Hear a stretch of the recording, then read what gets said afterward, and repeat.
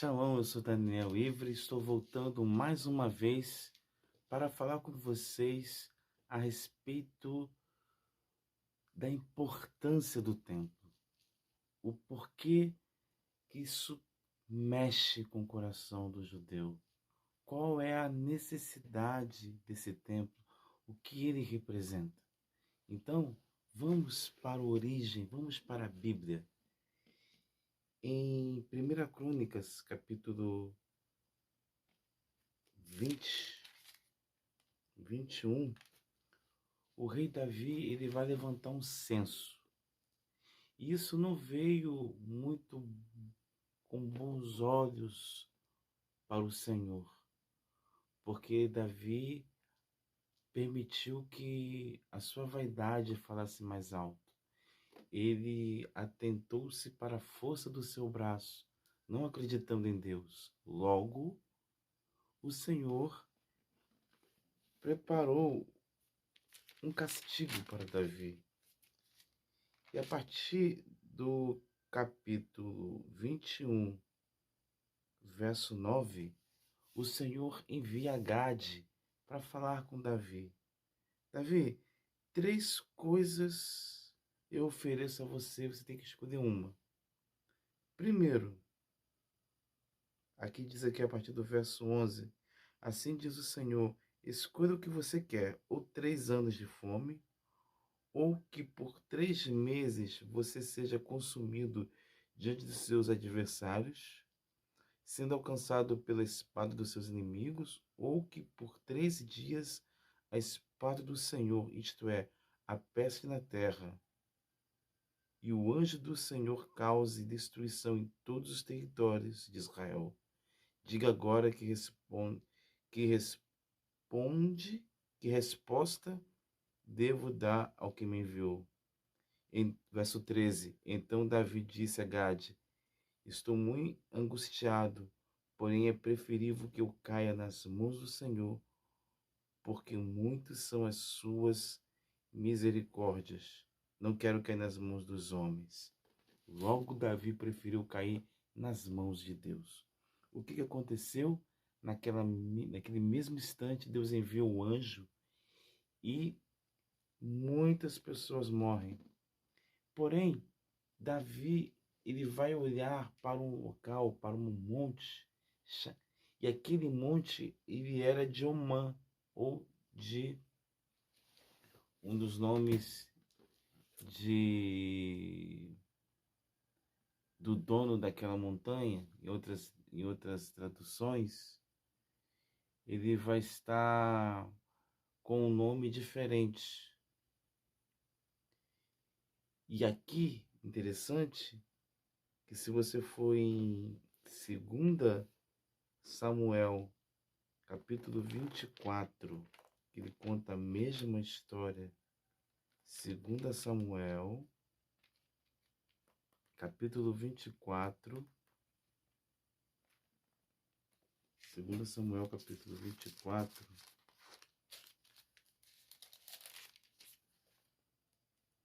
Segundo Samuel, capítulo 24, a partir do verso 18, vai dizer que é o rei,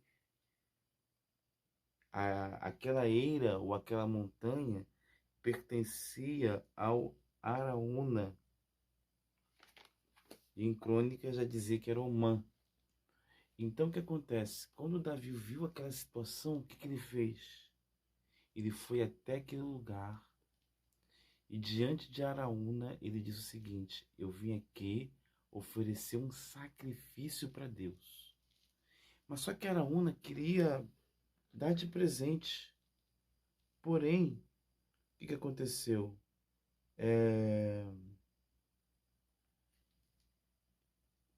Davi não queria nada que seja de graça. Ele queria pagar por aquele terreno. E detalhe, Deus usou Gade para falar para Davi edificar um altar ao Senhor. E Onã era um jebuseu, ou seja, Davi vai conquistar Jebus e vai mudar o nome de Jebus para Jerusalém. E naquele momento, quando Davi compra aquele local ali para o sacrifício, o que acontece? Davi, ele prepara um altar,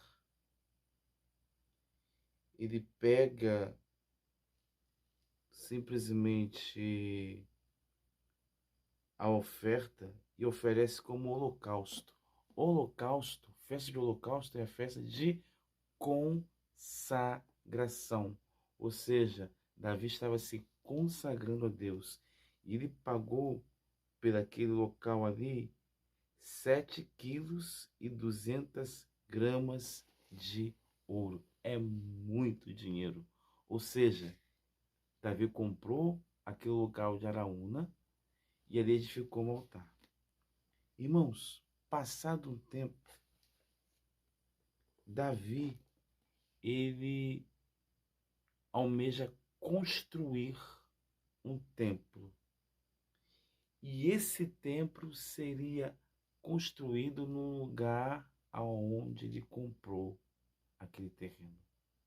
Por quê? Porque o sentimento de Davi era: aquele lugar é o lugar onde Deus me direcionou, segundo, onde Deus aceitou a minha oração, e terceiro, onde eu me consagrei ao Senhor. Então, aquele templo para Davi seria uma forma de dizer ao Senhor e para os seus descendentes: aqui é o lugar aonde você vai se consagrar a Deus. Aqui é o lugar aonde Deus vai ouvir a sua oração. Porém, Davi, o que ele faz? Ele começa a fazer preparativos do templo, ele começa a fazer um monte de coisa, mas Deus não permitiu que Davi reconstruísse o templo. Então, Salomão foi aquele que reconstruiu o templo. Agora, se o templo que Davi reconstruiu, ele tinha como significado um relacionamento entre a sua casa, Israel, com Deus, veja a oração de Salomão quando ele reconstrói o templo. Está aqui a partir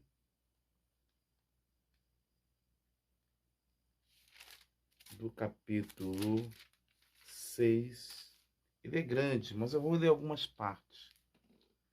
Verso 12. Salomão se pôs diante do altar do Senhor e na presença de toda a congregação de Israel e estendeu as mãos, porque Salomão tinha feito uma plataforma de bronze de 2,20 metros de comprimento, 2,20 metros de largura e 1,30 metro de altura, que tinha colocado no meio do pátio. Ele se pôs em pé sobre ela e depois ajoelhou-se na presença de toda a congregação de Israel, estendeu a mão para o céu e disse: ó Senhor Deus. Olha só a importância desse templo. Olha o que Salomão vai dizer: não há Deus como tu, nos céus e na terra. Tu guardas aliança e misericórdia a teus servos, quanto de todo o coração anda diante de ti.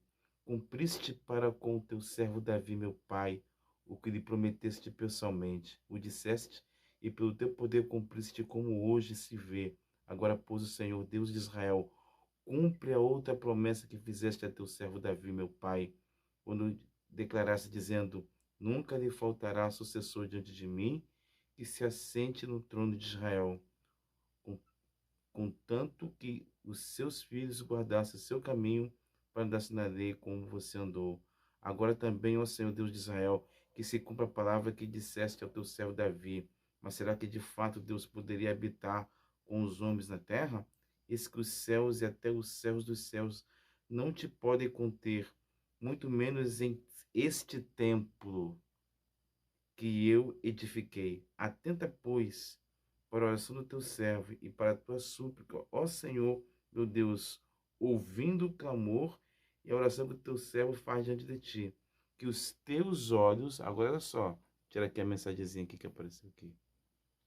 Olha, que os teus olhos estejam abertos dia e noite sobre esse templo, sobre este lugar, do qual disseste que o teu nome estaria ali, para ouvires a oração que o teu servo fizer neste lugar. Ouve, pois, atenção, as súplicas do teu servo e do teu povo de Israel, quando orarem neste lugar. Ouve do lugar da tua habitação dos céus, ouve e perdoa. Se alguém pegar contra o seu próximo e lhe for exigido que jure, e ele vier jurar diante do teu altar, neste templo, ouve tu desde os céus, age e julga os teus servos, dando a paga ao ímpio, fazendo com que pague por seus atos e justificando o justo para lhes retribuírem segundo a sua justiça. Quando o teu povo de Israel for derrotado por um inimigo, por ter pecado contra ti, e se converter, confessar o teu nome, orar e suplicar diante de ti, neste lugar.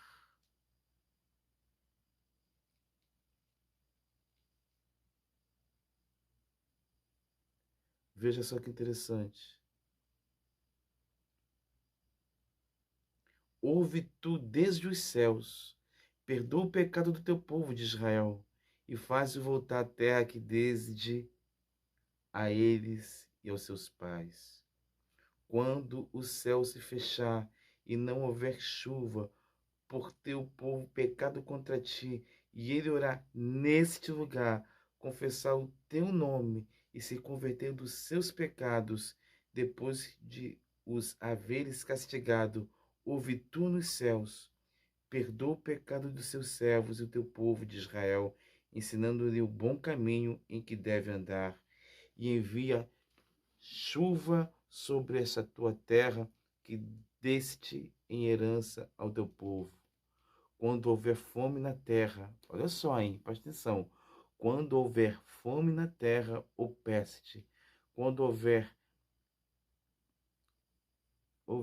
crestamento ou ferrugem, gafanhoto e lavras, quando o inimigo cercar as cidades do país, ou houver alguma praga ou doença, toda oração e súplica que qualquer homem ou todo o teu povo de Israel fizer, conhecendo cada um a sua própria ferida e a sua dor, e estendendo as mãos na direção deste templo, ouve tu desde os céus, o lugar da tua habitação, perdoa e dá a cada um segundo todos os seus caminhos. Visto que lhe conhecesses os coração, porque tu és conhecedor do coração dos filhos dos homens, para que temam e ande nos teus caminhos todos os dias que vive na terra que deste aos nossos pais. Agora, para os gentios, também o estrangeiro, que não for do teu povo de Israel, porém vier a uma terra distante, por amor do teu grande nome, e por causa da tua mão poderosa e do teu braço estendido, e orar voltado para este templo. Ouve tu desde os céus, do lugar da tua habitação, e faze tudo o que o estrangeiro te pedir, a fim de que todos os povos da terra conheçam o teu nome, para que temerem como o teu povo de Israel, e para saberem que este templo que eu edifiquei é chamado pelo teu nome. Irmãos, eu quero pegar aqui um detalhe do verso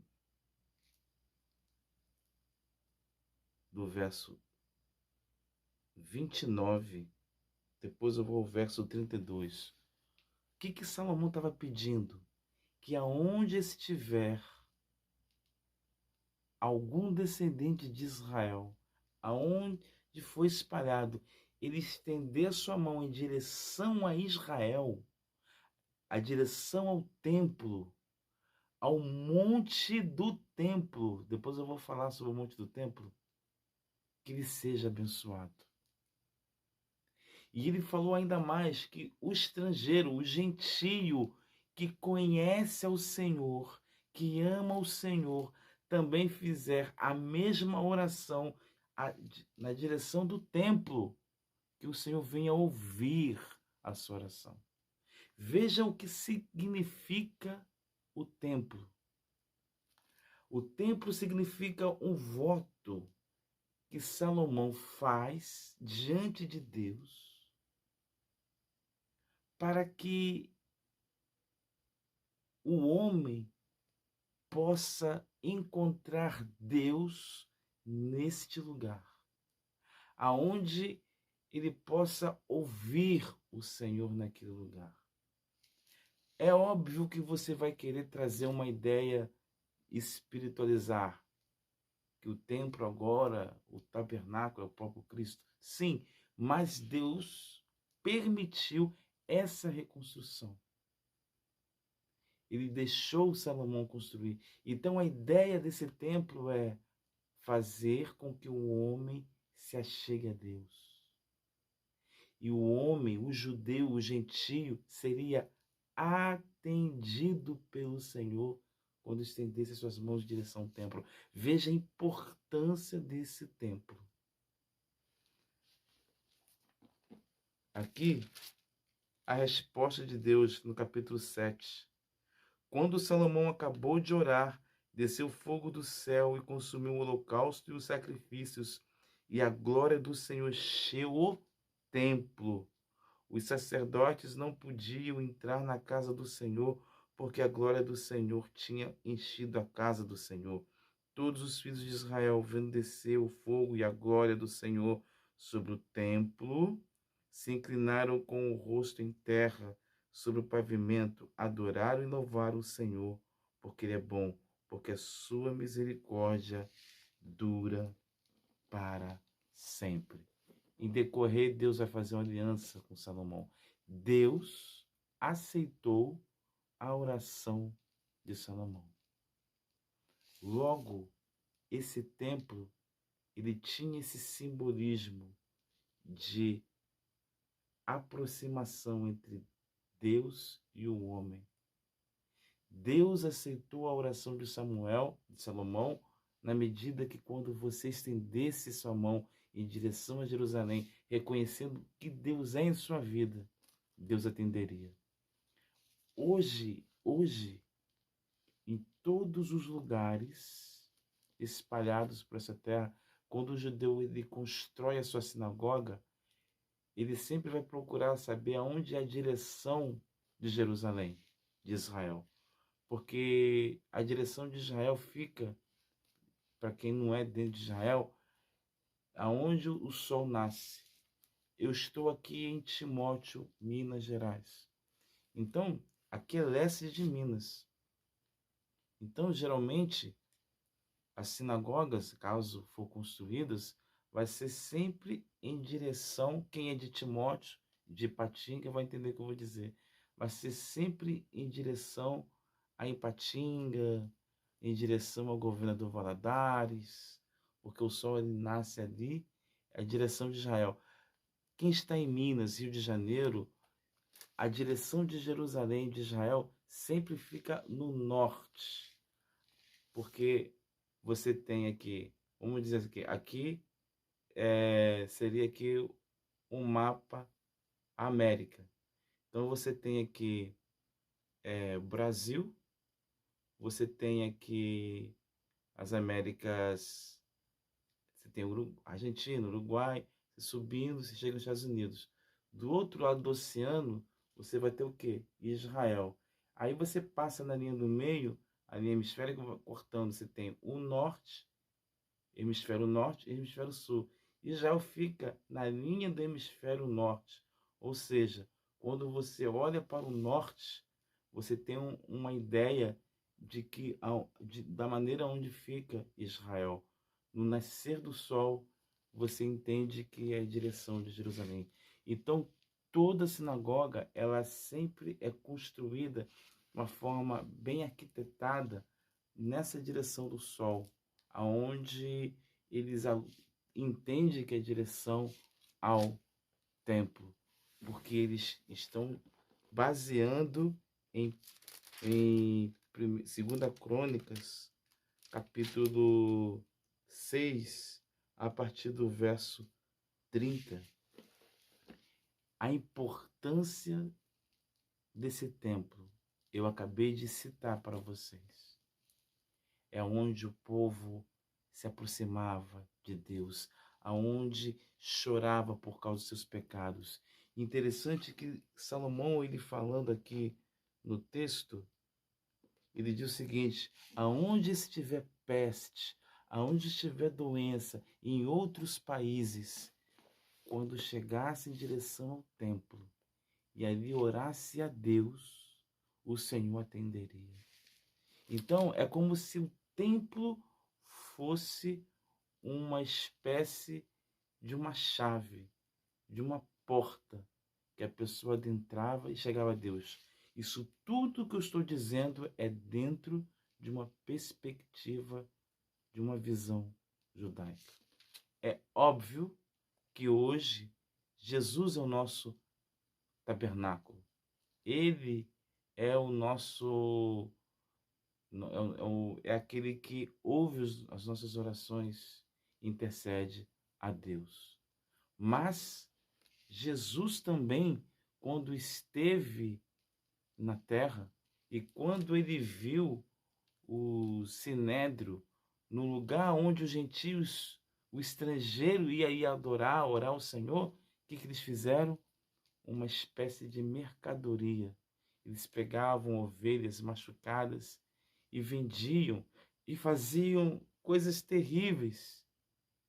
E Jesus, quando entrou ali, ele pegou um azorrague e bateu e disse: na casa de meu pai, vocês fazem como uma mercadoria. Este lugar é a casa de oração. Então, meus irmãos, essa é a importância do templo.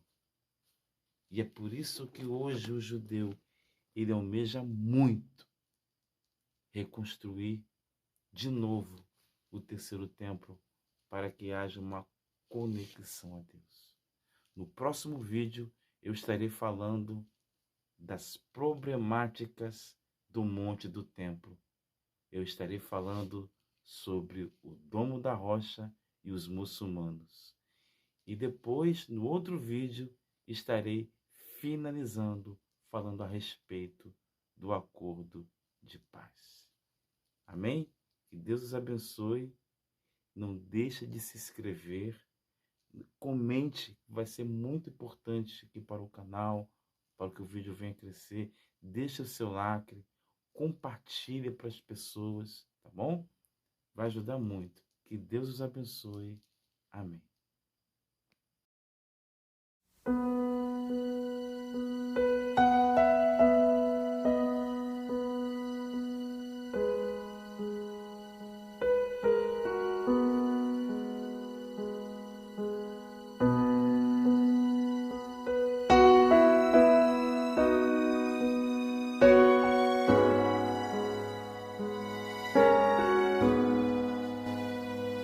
Escureceu os meus caminhos e não pude te enxergar, e duvidei das minhas certezas e não pude te tocar. Então voltei pra dentro